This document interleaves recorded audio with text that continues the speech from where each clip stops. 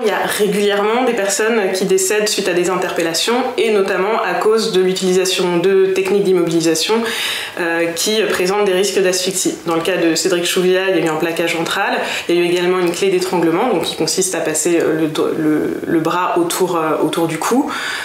Dans le cas de George Floyd, donc il y a eu un plaquage ventral et une pression sur le cou également, mais ce ne sont pas les seuls. On pense évidemment à Adama Traoré, Lamine Dieng, Abdelhakim Hajimi. Il y a beaucoup de personnes qui décèdent dans le cadre d'interpellations.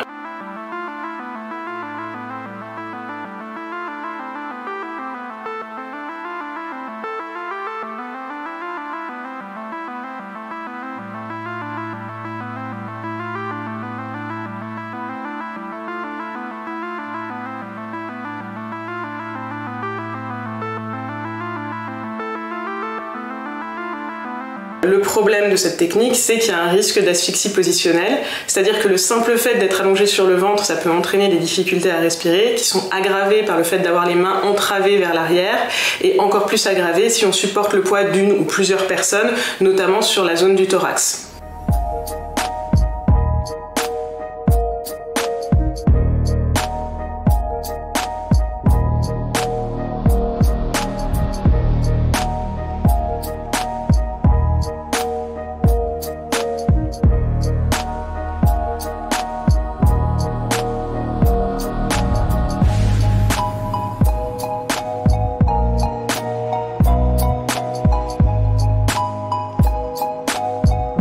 Il y a plusieurs pays qui ont interdit le plaquage ventral, la Suisse, la Belgique, il y a des villes aux États-Unis, Los Angeles notamment. Par exemple en Suisse, ça a été interdit en 2001 suite au décès d'un réfugié nigérian qui se faisait renvoyer dans son pays et donc qui a subi une technique d'immobilisation qui l'a asphyxié. Face au scandale, les autorités suisses ont décidé de renoncer à cette technique.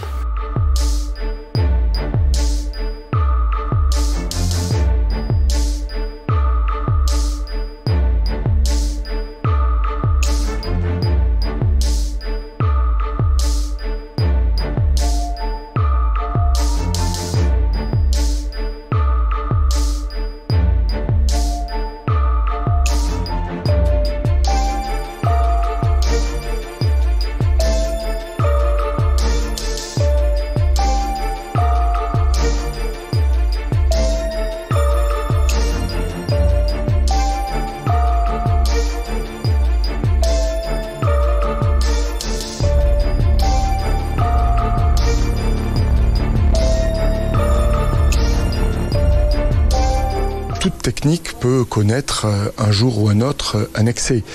Supprimer une technique n'a pas beaucoup de sens. Bientôt, il sera interdit aux forces de sécurité de procéder à la moindre interpellation au motif qu'une interpellation comporte des risques. Pendant le confinement, on a étudié des vidéos d'usage illégal de la force par des policiers dans le cadre de ce contrôle et dans un grand nombre de ces vidéos, des policiers sur un simple contrôle de confinement finissaient par exercer des plaquages ventraux sur des personnes qui étaient maîtrisées et c'était des plaquages qui se prolongeaient. Donc c'est extrêmement dangereux. Plus ça se prolonge, plus le risque d'asphyxie augmente. Il y a d'autres techniques d'interpellation, d'immobilisation. Ensuite, l'enjeu aussi, c'est que certes la police a le droit d'utiliser la force, mais elle doit l'utiliser en dernier recours. Et quelque chose qui doit absolument être développé, ce sont les alternatives et donc éventuellement la communication ou le dialogue pour que les personnes obtempèrent sans avoir à utiliser la force. Et là-dessus, on a un vrai problème en France.